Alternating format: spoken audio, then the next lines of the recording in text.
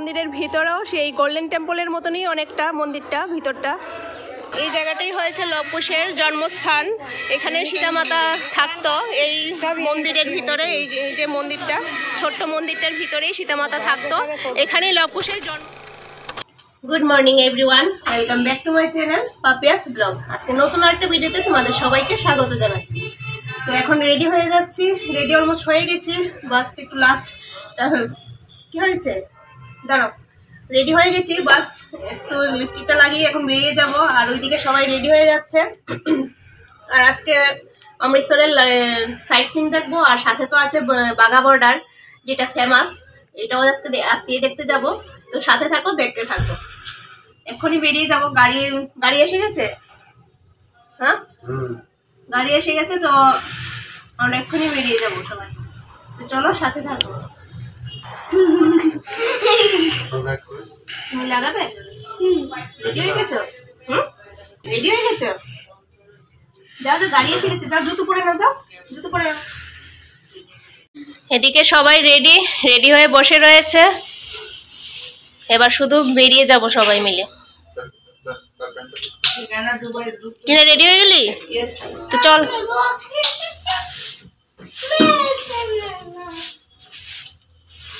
তো গাইস, আমরা এখন এসে গেছি দুর্গিয়ানা মন্দিরে।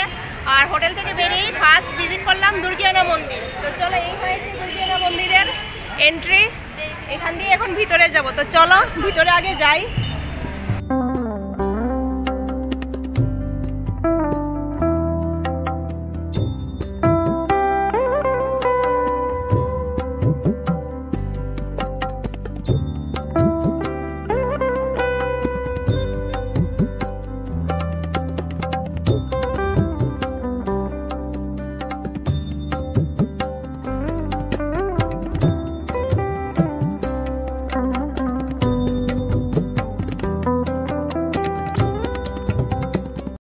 এই হয়েছে মন্দিরে ঢোকার মেইন গেট। আর গেটটা অনেকটাই বড়। তো চলো ভিতরে আগে যাওয়া যাক।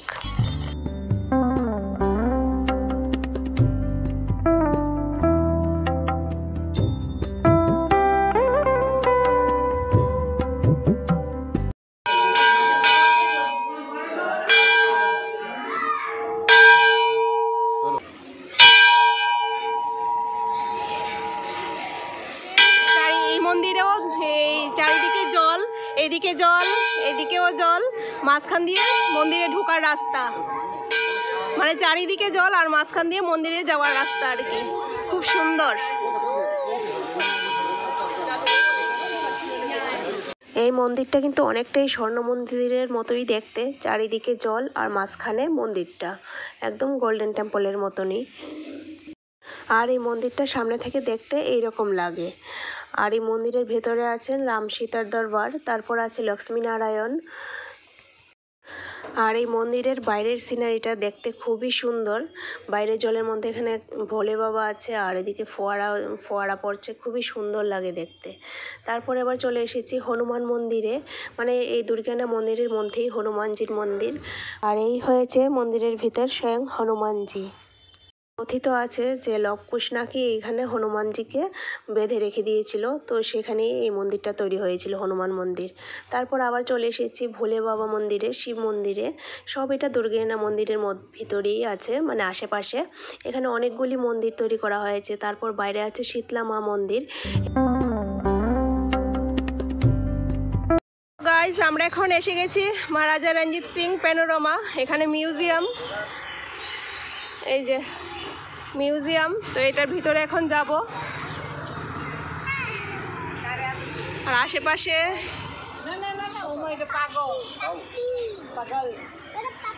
এই যে মহারাজা রঞ্জিত সিং ঘোড়ার উপর বসে আছে তলোয়ার নিয়ে।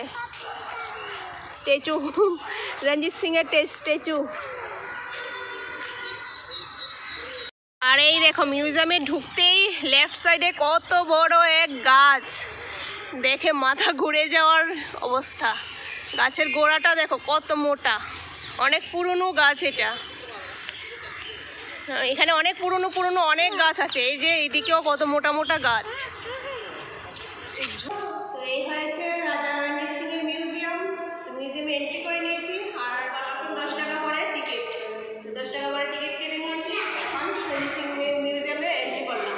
চলো মিউজিয়ামে কী কী আছে তা দেখে নিই। ঢুকতেই রঞ্জিত সিংয়ের একটা ফটো ফ্রেম আছে, আর রঞ্জিত সিং তো এক চোখ অন্ধ ছিল রঞ্জিত সিংয়ের, তো সেই ফটোটা আর কি এখানে। তো এই মিউজিয়ামের মধ্যে এখানে হয়েছে রঞ্জিত সিংয়ের জন্ম হওয়ার পর এই যে বেবি রঞ্জিত সিং, আর যখন ছোট ছিল তখন রঞ্জিত সিংয়ের নাম ছিল বেবি বুধ সিং ছিল, আর জন্ম হয়েছিল 1780-তে। তো ওই সময়কার এটা এইরকম বানিয়ে রেখেছে এখানে। আর এই জায়গাটা হয়েছে রঞ্জিত সিংয়ের বিয়ের সময় যেরকম হয়েছিল সেইটার স্ট্যাচু এরকম সুন্দর করে বানিয়ে রেখেছে চারিদিকটা। বিয়ে হয়েছিল 1785-এ, সরি 1795-এ। আর এটা হয়েছে রঞ্জিত সিংয়ের জায়ান্ট ক্যানন, যার নাম হয়েছে জমজমা। কত মানুষ এটাকে ধরে নিয়ে এসেছে, মানে অনেক বড় এটা। আর এটা হয়েছে এই অমৃতসরের ফেমাস গোল্ডেন টেম্পল। যখন এটা আগে ছিল এটা হরি মন্দির, এটা রঞ্জিত সিং গোল্ডেন টেম্পল, মানে স্বর্ণ দিয়ে তো এই মন্দিরটা বানানো হয়েছে, স্বর্ণ দিয়ে মন্দিরটা মোড়ানো হয়েছিল, তো তার নাম তারপর হয়ে গেছে গোল্ডেন টেম্পল। তো এইটাই আর কি এটা। চলো এখন মিউজিয়ামের উপরের তলায় এসেছি। এটা একটু গুহা টাইপের মতন বানিয়েছে। এখানে সব যুদ্ধের সময় যে এরকম ছিল এইরকম সব কিছু বানানো, যুদ্ধের সিচুয়েশন এটা। আর মিউজিক লাগিয়ে রেখেছে, আর ওই সাইডটা দেখো ধোয়া ধোয়া ভাব বানিয়ে রেখেছে, মানে ড্রয়িং আর্টটাই ধোয়া ধোয়া ভাব করেছে, দেখতে একদম অরিজিনালের মতো লাগছে।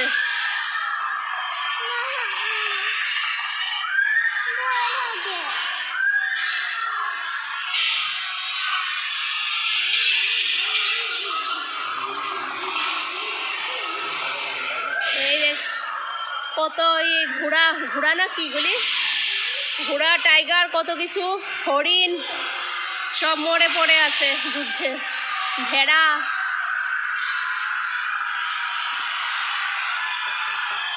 হাতি, এই দেখ কত বড় হাতি।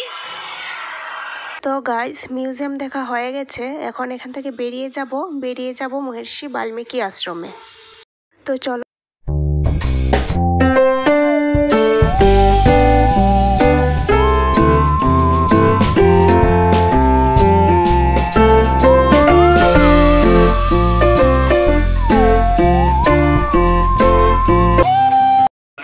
আমরা এখন এসে পৌঁছে গেছি বাল্মীকি আশ্রমে, অমৃতসরের বাল্মীকি আশ্রমে এসে পৌঁছে গেছি, যেখানে লব কুশের জন্ম হয়েছিল।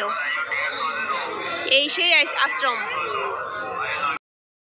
ভগবান রাম আর মাতা সীতা যখন বনবাস থেকে ফিরে এসেছিলেন, তারপর ভগবান রাম যখন মাতা সীতাকে পরিত্যাগ করেছিলেন, তখন মহর্ষি বাল্মীকি এই আশ্রমেই মাতা সীতাকে আশ্রয় দিয়েছিলেন। আর কথিত আছে এই সেই সরোবর যেটা নাকি হনুমানজি নিজে বানিয়েছিলেন। আর এই সরোবরের দুই পাশেই মানে দুইটা মূর্তি বানানো আছে হনুমানের, অনেক বড় দুটো মূর্তি বানানো আছে। মহর্ষি বাল্মীকির এই আশ্রমটা তো আগে ঘন জঙ্গলে ঘেরা ছিল, তবে বর্তমানে কিন্তু খুব সুন্দর মন্দির তৈরি হয়েছে এখানে। এই আশ্রমের মধ্যেই লব কুশের জন্ম হয়েছিল, আর লব কুশকে মহর্ষি বাল্মীকি এই আশ্রমেই অস্ত্রশস্ত্রবিদ্যা শিখিয়েছিলেন। এই মন্দিরটা হয়েছে মহর্ষি বাল্মীকির মন্দির, আর এই মন্দিরের ভিতরে মহর্ষি বাল্মীকির খুব উঁচু একটা মূর্তি আছে। আর এখানে বসেই কিন্তু মহর্ষি বাল্মীকি রামায়ণ লিখেছিলেন।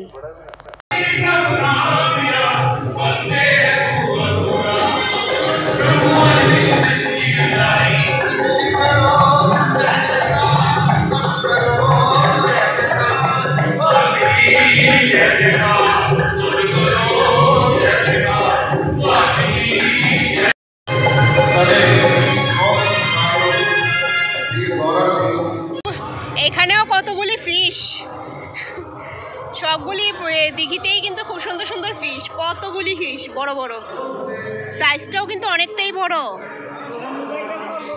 ক্যামেরাতে বোঝা যাচ্ছে না, কিন্তু সাইজগুলি কিন্তু অনেকটা বড়।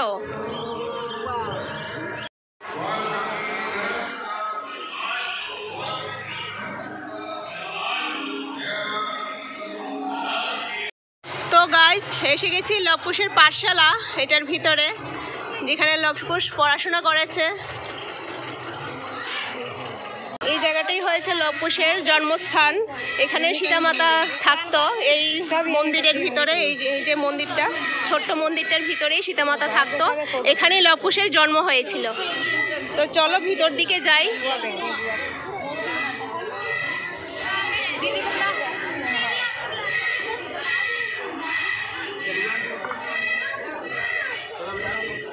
আর এই জায়গাটায় দর্শনার্থীরা, ভক্তরা যারা আসে, যারা মান্নাত রাখে, মানে এটা এরকম একটা ছোট ঘর বানিয়ে এখানে মান্নাত করে যায় আর কি। গাইজ, এই হয়েছে মন্দিরের ভিতরে, একদম ছোট্ট, একদম গুহার মতন, একদম ছোট্ট ভিতরে। আর এখানে মাতা সীতার এই যে মূর্তি আছে। মন্দিরটা বাইরে দিয়ে দেখতে এরকম একদম ছোট্ট। আগে তো এটা বাঁশ বেতের ছিল, লাকড়ির ছিল এই মন্দিরটা। আর জাহাঙ্গীর আসার পর এরকম ইট পাথরের বানিয়ে দিয়েছে, ছোট্ট একটা মন্দির। আর এই জায়গাটায় বাচ্চাদের জন্য উইশ করে যায়, বাচ্চা পাওয়ার জন্য আর কি। হ্যাঁ, ইচ্ছাপূরক ভগবান এখানে বাচ্চা পাওয়ার জন্য উইশ করে যায় সব, মানে যাদের ইচ্ছা আর কি। বাল্মীকি আশ্রমের মধ্যেই এই জায়গাটা হয়েছে সেই জায়গা যেখানে অশ্বমেধ যজ্ঞের সময় রাম যে ঘোড়াটা ছেড়েছিল, সেই ঘোড়াটাকে লব কুশ এই জায়গাতেই বেঁধে রেখে দিয়েছিল। এখানে একটা বটগাছ আছে, তো এই বটগাছের চারিদিকে একটা মন্দির তৈরি করে দেওয়া হয়েছে। তো এখানে মাতা সীতা তপস্যা করত। আর এইখানেই একটা বটগাছ আছে, যে এই যে বটগাছের গোড়াটা মন্দিরের ভিতরে, আর বাইরে সমস্ত ডালপালা আর কি। তো এই বটগাছের মধ্যেই এই ঘোড়াকে বেঁধে রেখে দিয়েছিল লব কুশ। কত পুরানা বটগাছ, কত মোটা, চিন্তা করো কত মোটা বটগাছ। এটা একদম ছড়িয়ে রয়েছে, গোড়াটা শুধু মন্দিরের ভিতরে আর ডালপালা সব বাইরের দিকে।